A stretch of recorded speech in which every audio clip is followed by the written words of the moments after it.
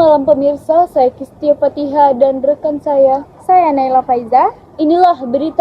Yeni Wahid menyebut dukungan Pilpres 2024 tinggal dua, yakni Prabowo dan Ganjar. Bakal Cawapres Muhaimin Iskandar mengaku jauh hari mendapatkan petunjuk dari para kiai untuk berpasangan dengan Anies Baswedan di Pilpres. Sementara Yeni Wahid yang berseteru dengan Caimin menyebut tinggal Prabowo Subianto dan Ganjar Pranowo yang dipertimbangkan untuk didukung di Pilpres. Sejarah ke makam para pendiri NU dan makam ayahnya Gus Dur di Jombang, Jawa Timur, Yeni Wahid menyebut arah dukungan Pilpres 2024 tinggal tersisa kedua bakal capres, yakni Prabowo Subianto dan Ganjar Pranowo yang masih dipertimbangkan untuk didukung.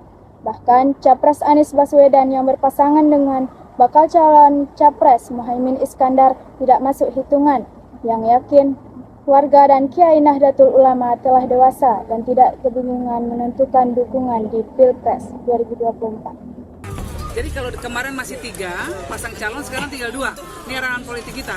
Karena kita menginginkan pemimpin yang akan melanjutkan pembangunan dari pemerintahan yang saat ini. Suara NU ya, menurut saya suara NU, masyarakat NU sudah punya kebijaksanaan sendiri, hati nuraninya juga sudah jelas, mereka bisa menentukan pemimpin seperti apa yang mereka inginkan. Kalau melihat hasil survei, melihat data-data, ya itu sudah terlihat dari sana. Saya nggak usah.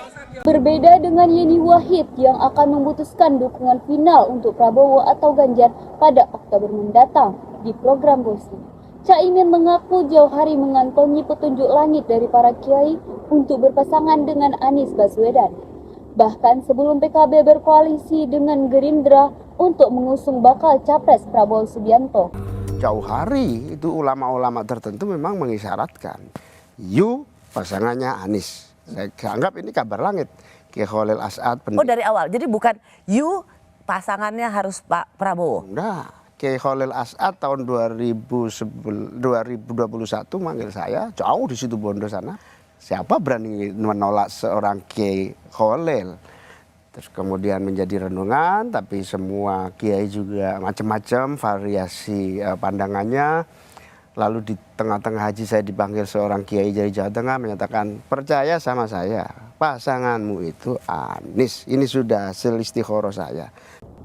Jawa Timur yang menjadi kantong warga lilin diprediksi bakal sengit diperebutkan di Pilpres 2024. Hanya berselang hari setelah duet Anies dideklarasi di Surabaya, bahkan Capres Prabowo Subianto mengundang Yeni Wahid yang selama ini berseteru dengan Caimin ke kediamannya di Kartanegara, Jakarta Selatan.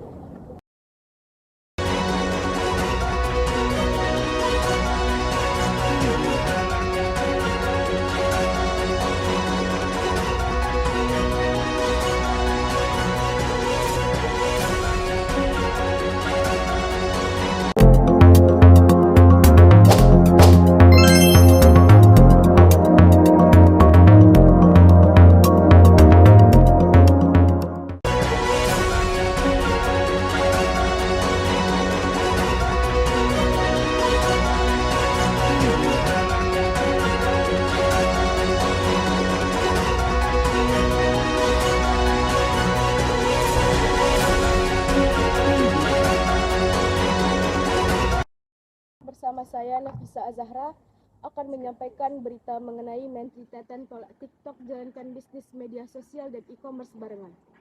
Menteri Koperasi dan UKM Teten Mas Duki telah menegaskan TikTok tidak boleh menjalankan bisnis dalam media sosial.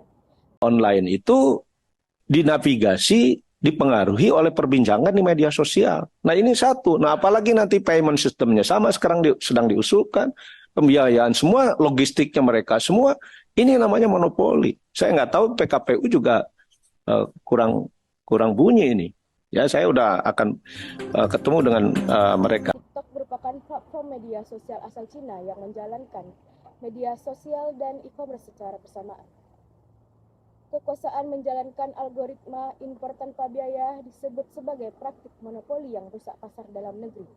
Penolakan yang dilakukan oleh Indonesia ini seiring dengan larangan oleh beberapa negara-negara lain. Dia pun berani menolak TikTok misalnya, kenapa kita enggak? Gitu. Amerika juga melarang TikTok misalnya untuk Enggak, mau jualannya boleh, tapi nggak boleh disatukan dengan media sosial. Nah di kita media sosial dia juga. Dalam hal ini, Teten berkata dari India dan Amerika Serikat berani melarang operasional TikTok. Hal ini diungkapkan Teten saat kerjasama dengan Komisi 6 pada minggu lalu. Online itu dinavigasi, dipengaruhi oleh perbincangan di media sosial. Nah ini satu. Nah apalagi nanti payment sistemnya sama sekarang sedang diusulkan. Pembiayaan semua, logistiknya mereka semua. Ini namanya monopoli. Saya nggak tahu PKPU juga kurang bunyi ini. Ya saya udah akan ketemu dengan mereka. Teten juga mengatakan pemerintah juga perlu mengatur tentang prosedur e-commerce agar UMKM dalam negeri bisa bersaing di pasar digital Indonesia. Ia melihat jika tak segera diatur, TikTok berpeluang menciptakan monopoli pasar.